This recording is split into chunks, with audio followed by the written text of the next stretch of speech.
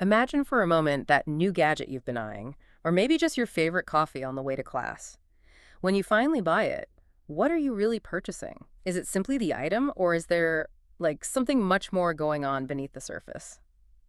Welcome to the Deep Dive, the show where we cut through the noise, unpack complex topics, and extract the most important insights, giving you a real shortcut to being well informed. And this deep dive is custom tailored specifically for you, the Appalachian State University College of Business Juniors in Principles of Marketing. Our mission today is to go beyond just, memorizing Chapter 11 on product concepts, branding, and packaging. We're here to arm you with essential real-world knowledge and maybe some surprising insights that will stick with you, not just for your next exam, but for your entire career. That's exactly right. We're taking the core concepts straight from your Cengage textbook, Chapter 11, but we're enriching them. We're adding updated examples and case studies from the instructor's manual and slides. We really want to show you how these foundational ideas truly play out in today's marketplace. Yeah, we'll explore how businesses define and classify their offerings, the fascinating journey products take from concept to, well, eventually becoming obsolete, and the absolutely critical roles that branding, packaging, and labeling play in shaping not just what people buy, but why they buy it. So let's jump in. Okay, let's unpack this core idea first. What exactly is a product in marketing? Because, it sounds simple, right? But I suspect it's far deeper than just a physical object we hold. You've hit on the perfect point. In marketing, a product is actually much broader than just a tangible item. It's fundamentally a good, a service, or interestingly, even an idea that's received in an exchange. So yeah, it can be something you can touch, but also something completely intangible. The key thing is it always encompasses functional, social, and psychological utilities or benefits. Okay, so if we break that down, Yeah. examples, a good is that tangible thing like a McDonald's Big Mac, right? Right. Or maybe that heavy equipment from Deere & Co. you see around here. Precisely. Tangible. Then a service is an intangible result you experience. Think about a stay at a Drury hotel. You don't walk away with a physical thing, but you get a valuable experience, hopefully a good one. And an idea, well, that's a concept or philosophy, like the mission of charity, water, providing clean drinking water. When you donate, you're essentially buying into that mission, that powerful idea. That distinction really helps clarify things, and it gets even more nuanced when we talk about the three interdependent elements of a total product offering. You mentioned the core product first. Right, the core product, that's the fundamental utility, the main benefit. It answers the basic need. So for a car, the core product is simply getting you from point A to point B. Basic Or function. just transportation. But then there are supplemental features. These aren't essential for that core function, but they add value and really differentiate brands, like maybe a car warranty, roadside assistance, or financing options that make it easier for students here to afford a car. Exactly. Those are the extras. They enhance the offering, make it more appealing. And finally, maybe the most powerful element are the symbolic or experiential benefits. This is the meaning, the feeling you get from the product. For our car example, it's not just transport. It could be the feeling of freedom, status, adventure. For McDonald's, it's not just a burger. They try to create that consistent, familiar experience, that sense of comfort or quick convenience people rely on. So what does this all really mean for you, the future marketer at App State, thinking about your first product launch? Do people ultimately buy products, or are they buying the ideas and experiences behind the product? Are consumers at their core irrational? Because it sounds like they're often buying into a concept or some unconscious trigger, not just the physical item. It is a really deep question, and it's where marketing truly meets psychology. I'd say more often than not, consumers do buy based on the concept, the emotional connection, the aspiration, rather than purely the physical features. Think about status symbols or why certain brands evoke such incredibly strong loyalty. It's not necessarily irrational, but it definitely highlights that marketing isn't just about listing features.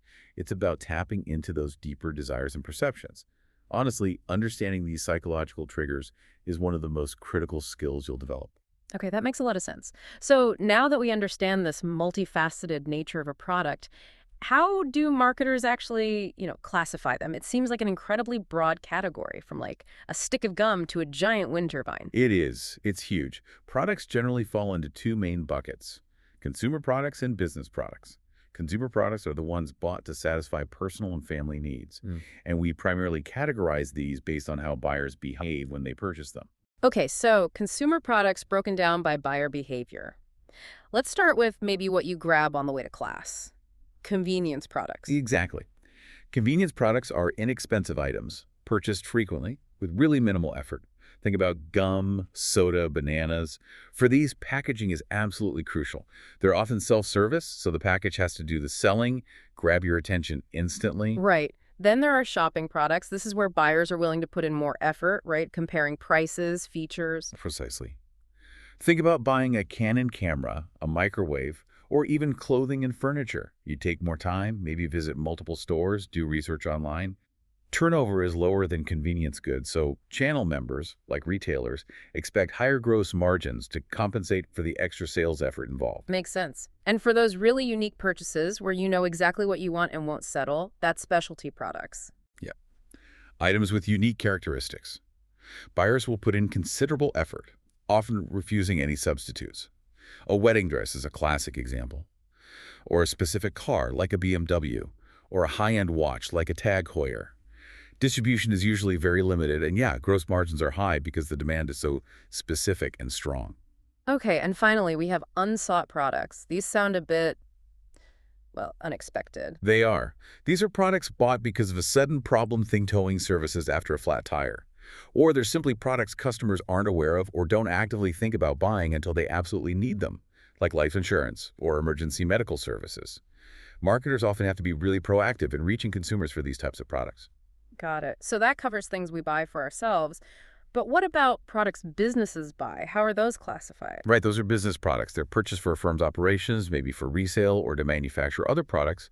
We classify these not by consumer behavior, but by their characteristics and how they're intended to be used within the organization. First up, you have installations. Like those huge wind turbines you see sometimes, or maybe entire production lines in a factory. Exactly. Installations are facilities or major non-portable equipment. They're typically very expensive long-term investments, and they often require extensive services like training, financing, or ongoing maintenance. Then you have accessory equipment. That sounds like smaller stuff, like an office computer or maybe power tools, things that aren't part of the final product itself. Precisely. Accessory equipment is used in production or office activities, but it doesn't become part of the final physical product. They're cheaper, more routinely purchased, and often treated as expense items, not major capital investments. Next up are raw materials and component parts. Raw materials are basic natural materials that become part of a physical product. Think rubber for tires, grains for food. Component parts are finished items, or items needing just a little processing before assembly into the final product, like a side mirror for a car or the specific chips Apple needs for its iPhones. For both quality and on-time delivery are absolutely critical. We also have process materials. These are used directly in production, but you can't really identify them in the final product. Think perfume oils or industrial chemicals used in manufacturing. They're usually bought based on industry standards or specific buyer specs. Okay, and what about MRO supplies? That stands for maintenance, repair, and operating items, right? Yes. MRO supplies facilitate production and operations, but don't become part of the finished product. Dishwasher detergent at a restaurant, paper and pencils in an office, cleaning supplies, that kind of thing. They're routinely purchased, usually through lots of different outlets. And finally, business services.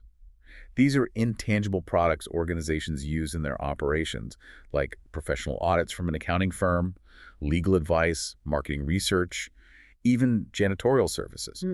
Firms often have to weigh the cost and how often they need it to decide whether to do it in-house or outsource it. Okay, this is where it gets really interesting for you, future marketers at App State. Once a company has all these different kinds of offerings, how do they actually organize that whole portfolio? How do they make strategic sense of it all? Right. This brings us to product lines and the product mix. So at the most basic level, you have a product item. That's just a specific version of a product, like one particular flavor of Tide Pods or a specific type of Crest toothpaste. And then a product line groups those related items together. Exactly. A product line is a group of closely related product items. They're often grouped because they're marketed similarly, have similar technology, or are used together. A great example is Procter & Gamble's Fabric Care line. It includes Dreft, Tide, Cheer, Downy, Gain, Era, Bounce. Lots of brands. They target different needs within that broad fabric care category, but they share a common purpose. So the really big picture then is the product mix. That's it. The product mix is the composite group of all the products an organization offers. For P&G, that's absolutely everything. Fabric care, oral care, skin and personal care, all of it. And within that mix, we talk about width and depth. The width of the product mix is simply the number of product lines a company offers. How many different categories are they in? Okay, width is number of lines. And depth. Depth is the average number of different product items offered within each single product line. How many variations are there in each category? Hilton Worldwide is a fantastic real-world example of this. Your case 11.2 talks about how Hilton expanded its product mix, increasing its width with new brands like Canopy and True. But they also deepen their lines by having multiple limited service brands all under the Hilton umbrella, like Hilton Garden Inn, Hampton Inn by Hilton, Homewood Suites by Hilton, Home 2 Suites by Hilton. You get the idea. And most of these cleverly use family branding, building on that well-known Hilton name recognition. This product mix idea also really helps make sense of something like Disney, right? If you think about theme parks, movies, merchandise, cruises, they're incredibly diverse products, yet they're all unified under that one incredibly powerful brand name. It makes you ask, what is Disney's core product, really? It feels like more than just a cartoon or a park. It's like an entire experience, a lifestyle, a symbolic promise. Indeed. It's definitely that symbolic and experiential benefit, just on a massive scale. And, understanding how these products evolve over time is just as crucial. Products typically progress through 4 distinct stages: introduction, growth, maturity, and decline. Understanding this product life cycle is absolutely fundamental for shaping marketing strategy. Okay, let's start at the beginning, the introduction stage. What's happening here? This is when a product first appears. Sales are usually zero right at the start, and profits are typically negative because costs are so high, R&D, promotion to build awareness. The main goal here is just to create awareness. Make people aware of the features, uses, advantages. Try to attract that initial interested segment of the market. Think early self-driving cars or the first VR headsets. Then, assuming it catches on, it moves into the growth stage. Right. In the growth stage, sales rise rapidly. Profits will actually peak here and then start to decline, usually because competitors jump into the market seeing the success. This stage is really critical for survival. You need to establish and fortify your market position, encourage brand loyalty, maybe fill geographic distribution gaps. Smartphones and tablets were in this stage for a long time. More recently, you see brands like Bubbly and LaCroix and sparkling water showing huge growth. And after growth, inevitably, comes the maturity stage. This sounds like where most products probably spend a lot of their time battling it out. You're absolutely right. Sales peak during maturity and then start a slow decline. Profits continue to fall because competition is so intense. Companies really have to emphasize improvements and differentiation here. Weaker competitors often get squeezed out. The goal is to maintain market share, maybe suggest new uses for the product, introduce modifications. This stage often requires pretty large promotional spending, focused on differentiating from the pack. Think about how Quaker Oats or Coca-Cola Classic constantly refresh their advertising.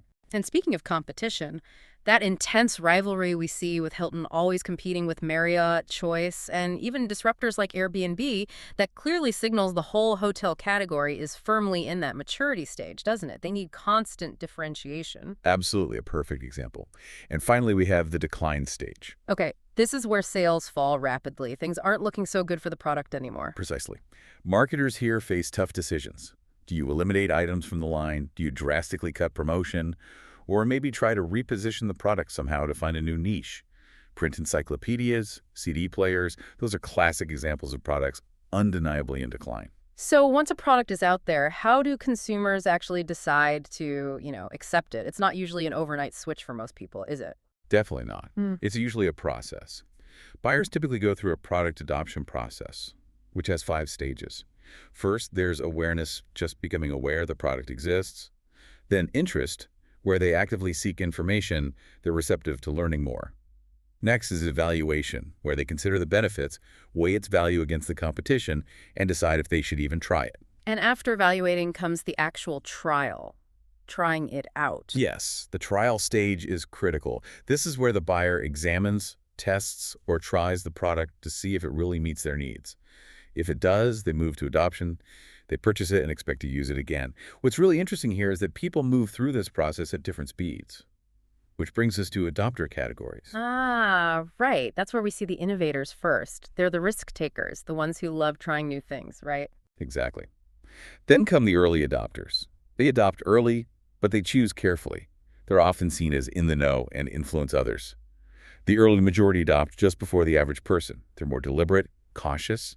The late majority are skeptics, often adopting only because of economic necessity or social pressure.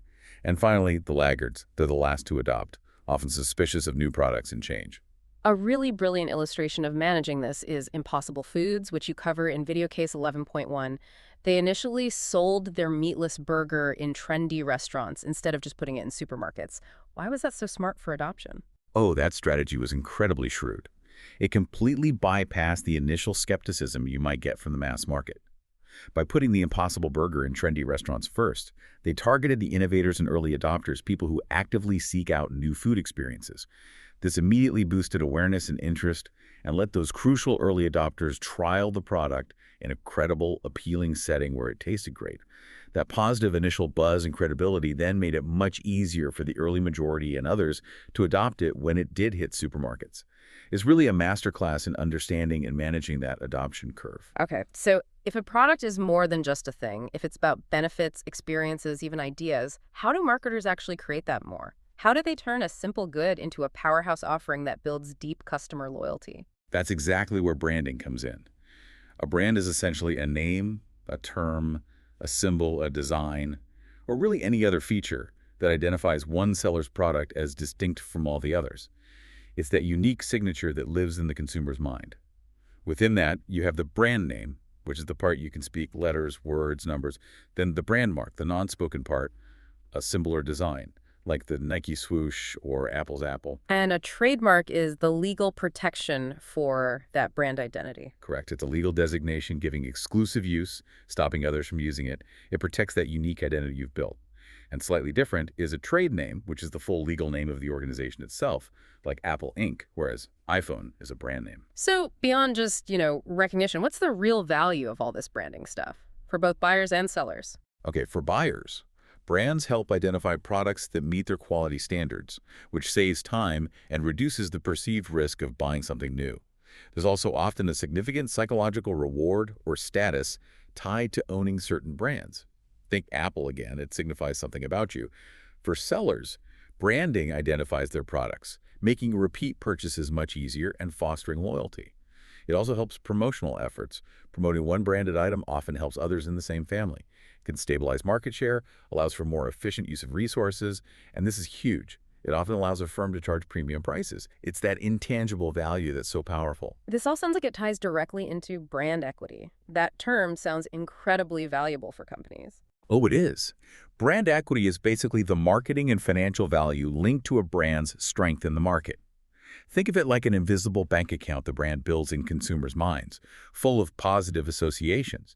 It includes things like brand name awareness, brand loyalty, the perceived quality of the brand, and all the associations people have with it. Strong recognition leads to familiarity and trust. A powerful brand name can even substitute for a quality judgment if consumers can't easily assess quality themselves.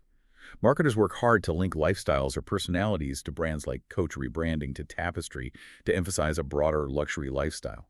Just look at Table 11.1 in your textbook. Amazon, Apple, Google, Microsoft. They consistently top lists of valuable brands. That shows the immense financial power of strong brand equity. And within that equity, brand loyalty is absolutely key, right? How loyal are customers, really? Yeah, brand loyalty is a customer's favorable attitude towards a specific brand. And it exists on a spectrum, really 3 degrees. The mildest is brand recognition. A customer knows the brand exists and might choose it if their preferred brand isn't available. Stronger is brand preference. They prefer one brand over others, but they'll accept a substitute if necessary. The strongest and honestly the least common is brand insistence. Here, a customer strongly prefers one specific brand, accepts no substitute, and will go to great lengths to find it. Loyal customers are invaluable, they're less likely to switch, cost less to retain, and often become advocates for your brand. So what kinds of brands do we typically see out there? Well, you primarily have manufacturer brands, initiated by the producers themselves, the ones you recognize at the store like Pepsi, Sony, Kool-Aid. Then there are private distributor brands, also called private labels or store brands.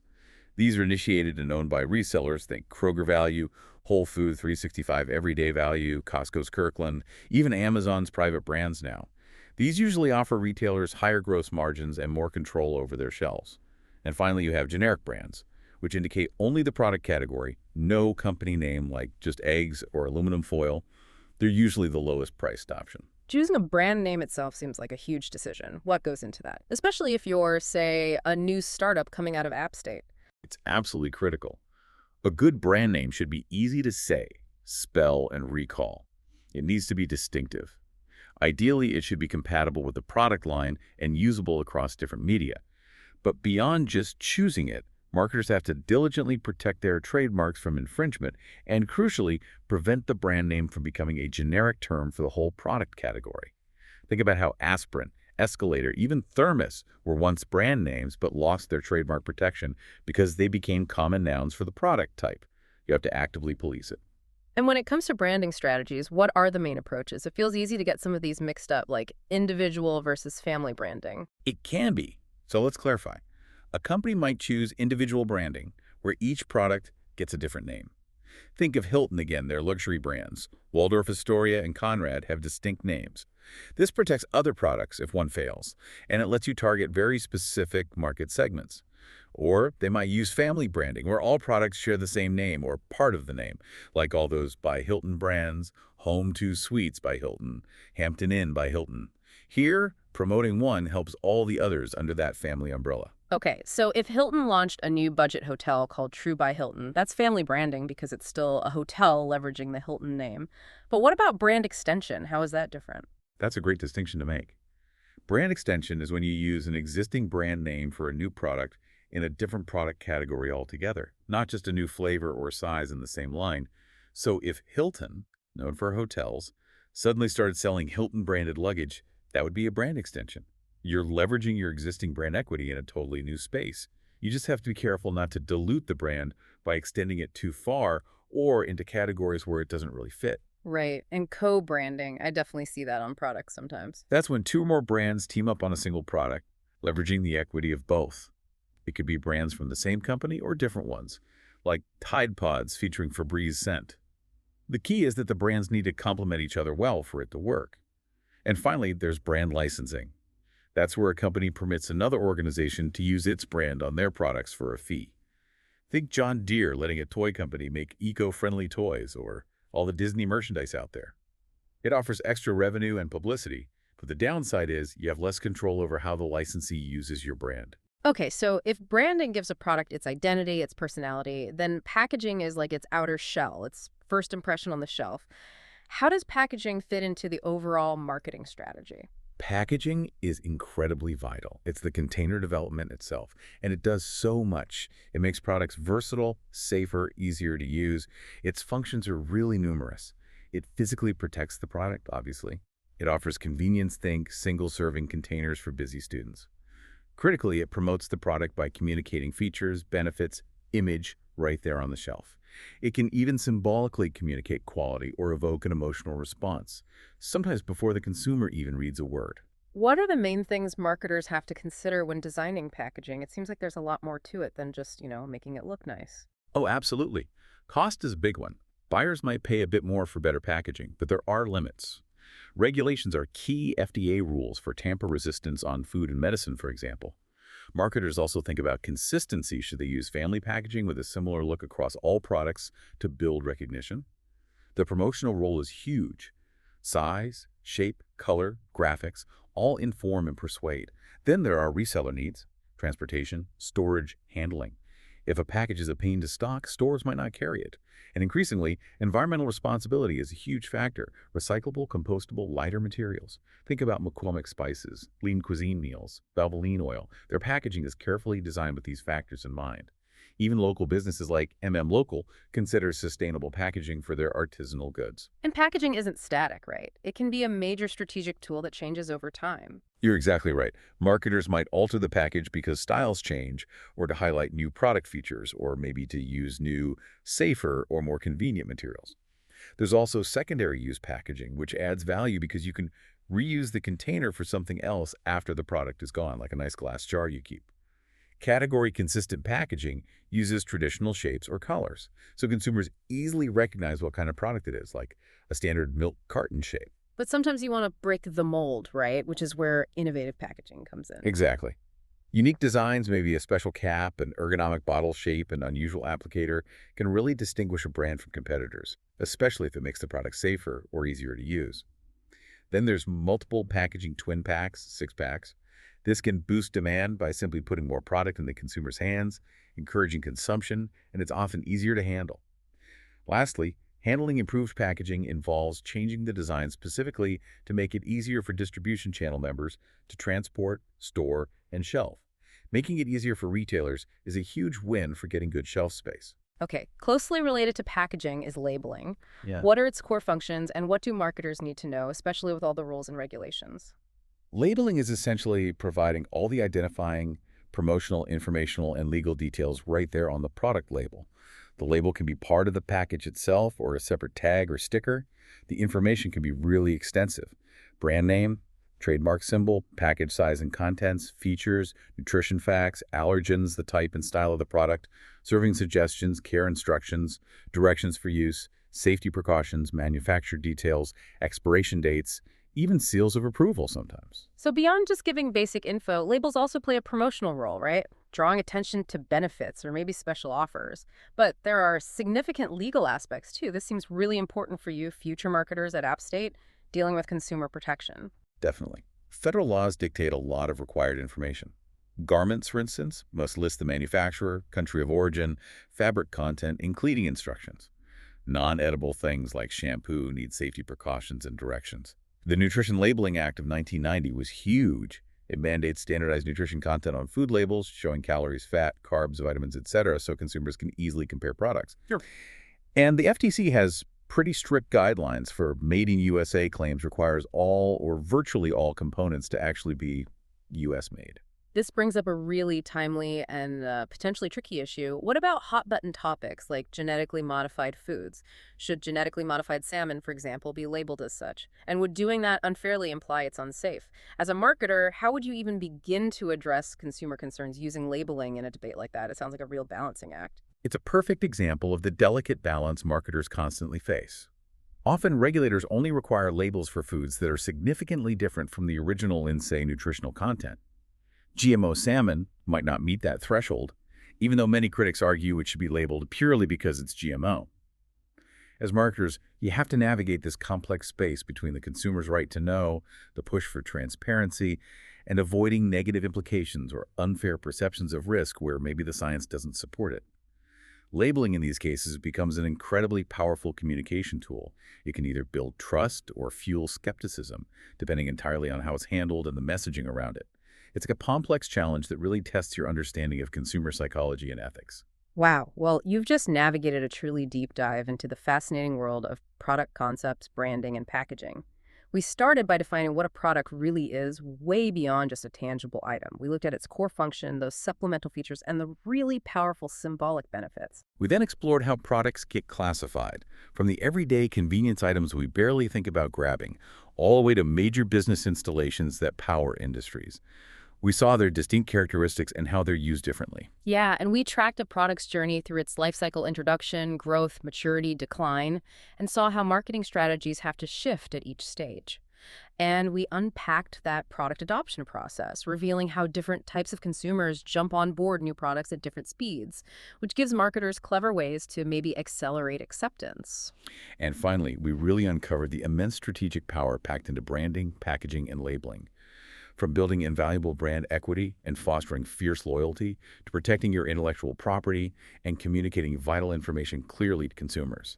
These really aren't just academic concepts to memorize for an exam. They are practical, real-world tools that you, as future Appalachian State marketers, will be using every single day in your careers. Absolutely. So as you go about your day-to-day and encounter countless products, whether it's your phone, that snack you grab between classes, or even just your water bottle, take a second. Think about everything we've discussed. How is it branded? How is it packaged? What does its label tell you? Or, perhaps more subtly, what is it designed to make you feel? And maybe as a final provocative thought for you to chew on as you continue your studies and start thinking about your own careers. Given how fast consumer preferences and technology are always changing, if you had to design a product to represent your own future career in marketing, how would you define its core utility? What unique supplemental features would you offer that set you apart? And maybe most importantly, what symbolic meaning or brand promise would you want your career to convey to the market? That's definitely a challenging thought for the future. And on that note, that's all for this deep dive. We really hope you feel more informed and ready to apply these insights to the world around you. See you next time.